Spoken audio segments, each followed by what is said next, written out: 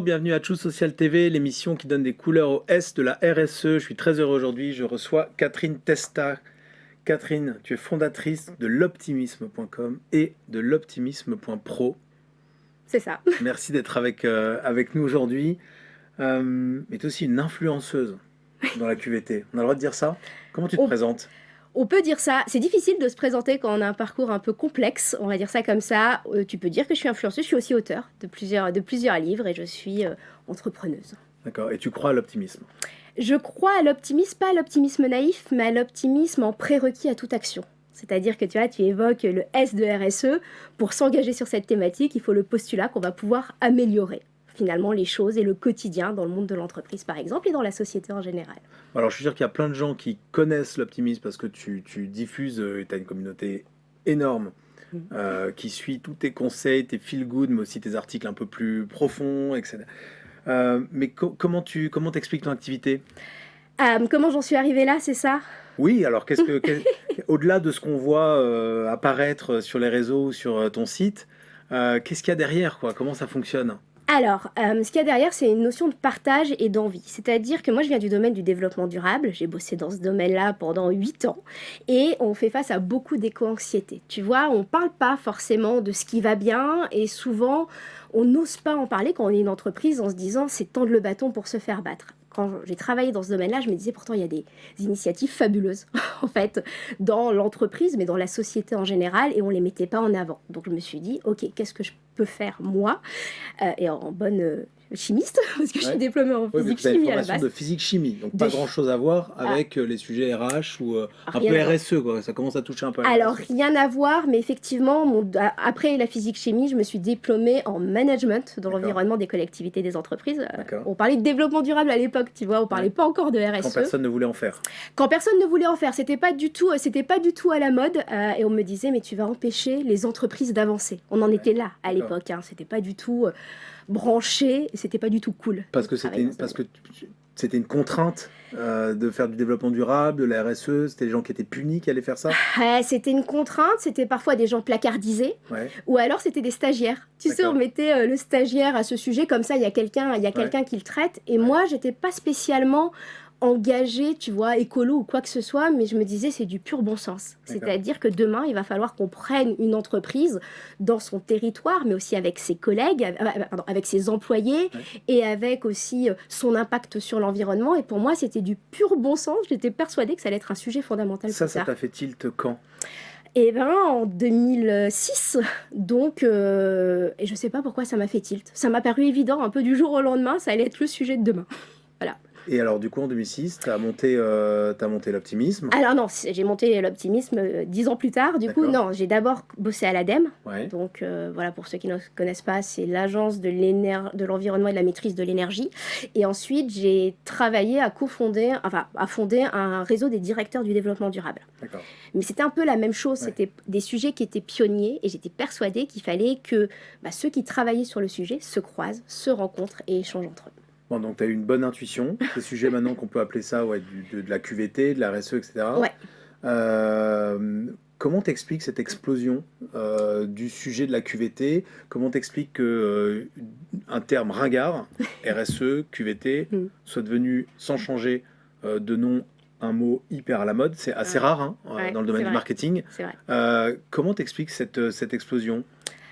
J'ai envie de te dire que c'est parce que avant, la QVT ou la RSE, c'était très normé. Tu vois, c'était très, on va mettre des règles, c'est la seule façon de faire. Et la semaine de la QVT, ça existe depuis plus de 20 ans.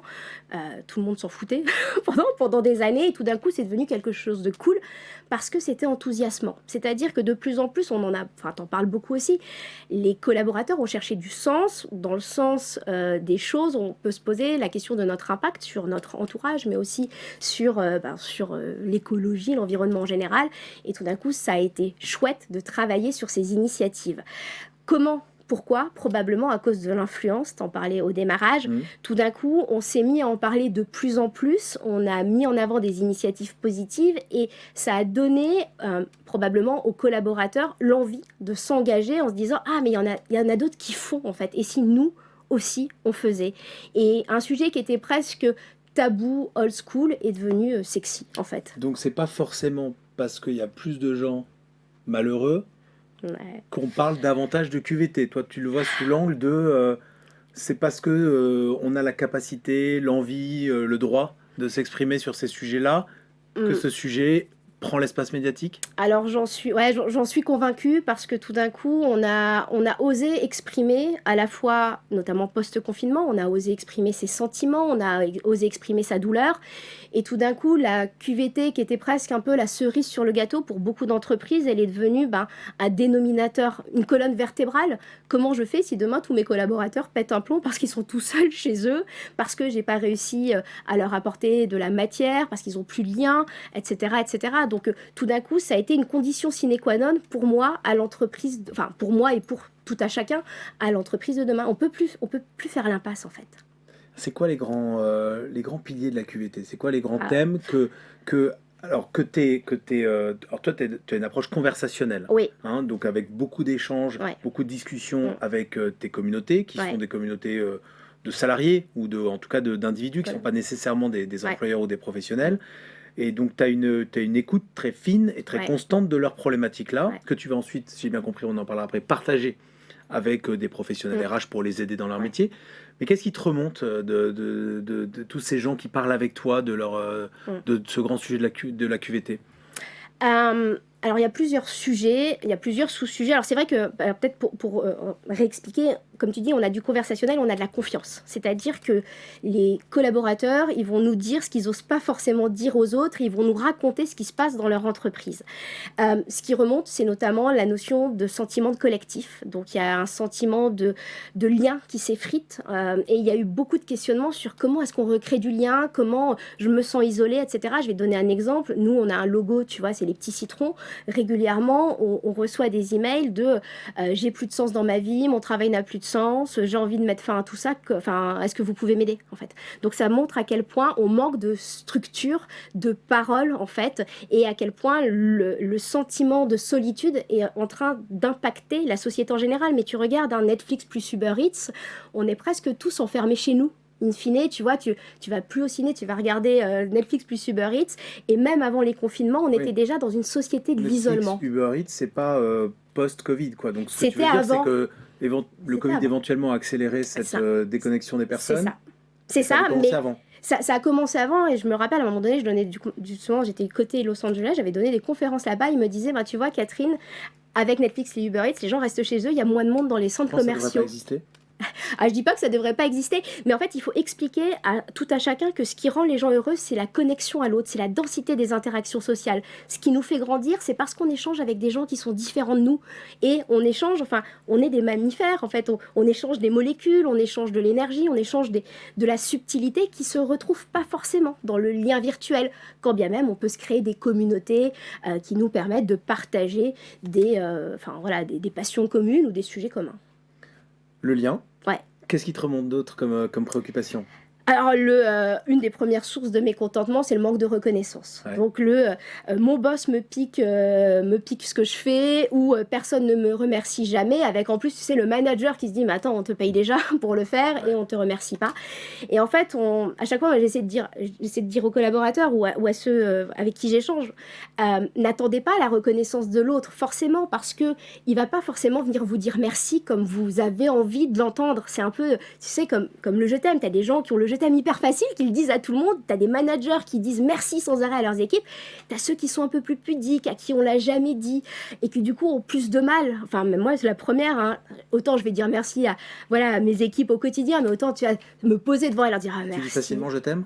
Non, non plus. Mais là, en fait, j'ai pas grandi dans une culture D'accord. comme ça, donc, enfin, tu vois, l'un et l'autre Et vont alors, comment tu ensemble. donnes de la reconnaissance aux équipes à qui justement tu as un peu du mal à dire je t'aime ou merci? Eh bien, parce que tu vas leur offrir au quotidien, c'est-à-dire ça peut être des formations, ça peut être des avantages autres, ça peut être de la confiance. Moi, par exemple, pour moi, la confiance, c'est quelque chose de fondamental tant dans mon projet que dans mon quotidien. Mes équipes, elles font ce qu'elles veulent. C'est-à-dire que si elles n'ont pas envie de bosser un après-midi, mais qu'elles aillent se prendre une après-midi et marcher à la mer, et tout va bien, en fait, tu vois. Donc, ça va s'exprimer de façon différente. Alors, forcément, tu as l'aspect financier, qui est forcément un signe de reconnaissance. Mais l'enjeu aussi, c'est ce que j'essaie d'expliquer, c'est un peu, on a grandi dans une éducation où tu fais quelque chose, tu as ton prof qui te dit c'est bien, je te tamponne, bravo pour ce que tu as fait. On ne peut pas attendre ça au quotidien de gens qui sont parfois eux-mêmes surchargés, donc j'essaie de dire, attendez pas forcément la reconnaissance des autres. Tu m'as parlé d'un troisième sujet en préparant l'émission, celui de la santé mentale. Ouais. On en entend beaucoup parler. Mm. Il y a quoi derrière la santé mentale? C'est quoi d'ailleurs la définition de la santé mentale?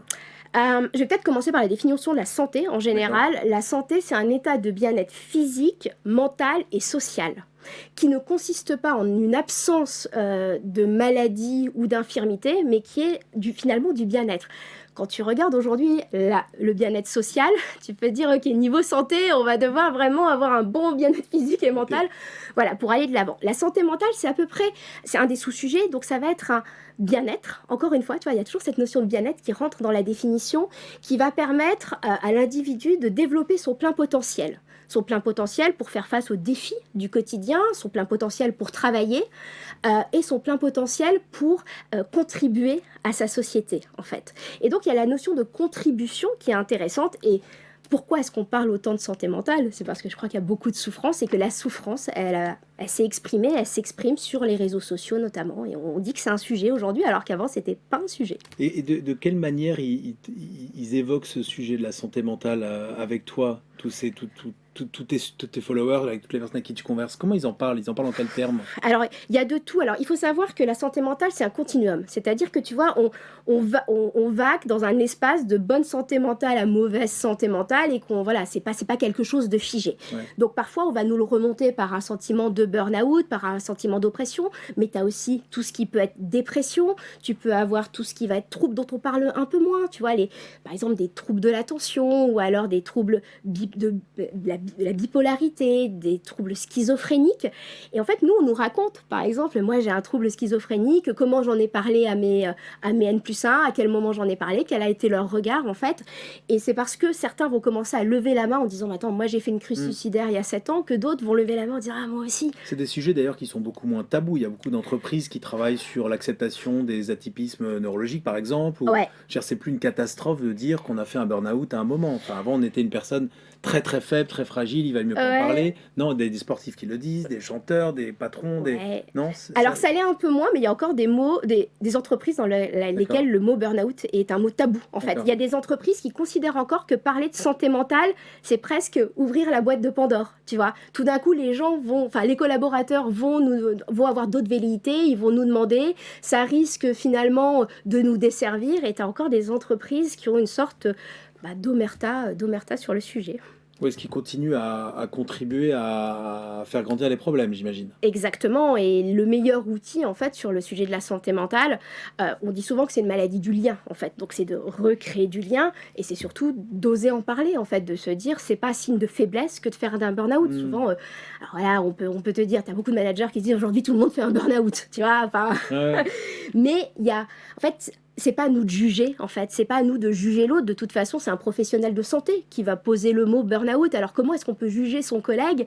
Et tu vois, tout à l'heure, je voyais un petit visuel qui disait, quand tu as un problème de santé physique, on va t'envoyer des fleurs, on va t'envoyer des cartes, tes collègues pensent à toi. Si on sait que tu es arrêté pour un trouble de la santé mentale, pour un burn-out, personne va t'envoyer la petite carte en disant, voilà, tu vois, il y a encore un tabou sur le sujet qui commence un peu à être de moins en moins fort, mais enfin tout le monde n'y est pas, faut quand même le dire. Il y a tous les jugements de valeur, quoi. Tu regardes dans l'imaginaire collectif, quand tu parles de schizophrénie, tous les films qui te viennent en tête, c'est rarement des films positifs, en fait. Donc il y a ce qui est véhiculé par l'imaginaire collectif et il va falloir le déplacer. T'as l'impression que ça bouge?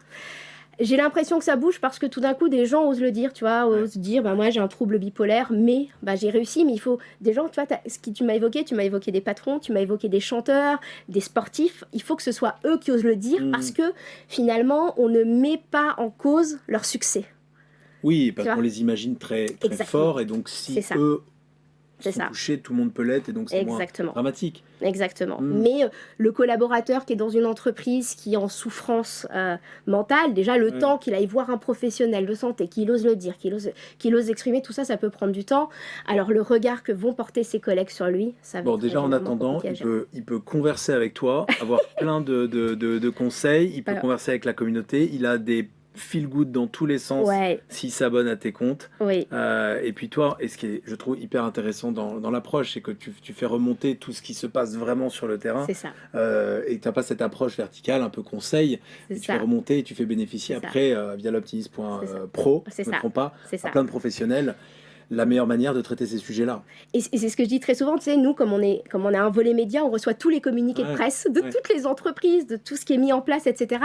Et généralement, c'est les anecdotes des collaborateurs qui nous disent, alors là, on a mis ça en place, mais on a pensé ça avec les collègues, etc. Et c'est ça qui a de la valeur, en fait. Tu vois, c'est ces petites, presque anecdotes du quotidien, ces petits regards qui sont portés de façon différente, qu'on va repartager parce que ben, ça donne énormément d'informations aux responsables, enfin RH, QVT, aux managers qui ont envie de s'engager ou même aux collaborateurs parce que ben, finalement la QVT c'est l'enjeu de tout le monde, Donc il tu y a vois. beaucoup plus de petites choses très Ah, positives partout que c'est ce qu'on croit et que ce qu'on entend. Ah, mais c'est exactement ça. Ouais, Et c'est incroyable parce que c'est dur d'aller les sourcer. Moi, c'est vrai que je pose la question, tout d'un coup, j'ai 50 réponses en 10 minutes. Donc forcément, pour moi, ouais, c'est facile. ouais. Mais derrière, il faut aller réécrire les articles, il faut aller expliquer en fait ce qu'on a pu voir. Et surtout, de temps en temps, c'est des personnes sur des chaînes de montage qui ont mis en place une démarche, mais qui Ouais. va aller interviewer. Enfin, il faut qu'on nous le raconte, en fait. Il faut que ça remonte. Moi, c'est ça que j'adore, en fait, au quotidien. J'ai un quotidien super. Bon, et ben merci de l'avoir partagé avec nous, Catherine. Félicitations pour ce que tu fais. Merci pour tout l'optimisme que tu apportes à tellement de personnes. Merci beaucoup d'être venue. Merci, Bonne Laurent. journée. À très vite.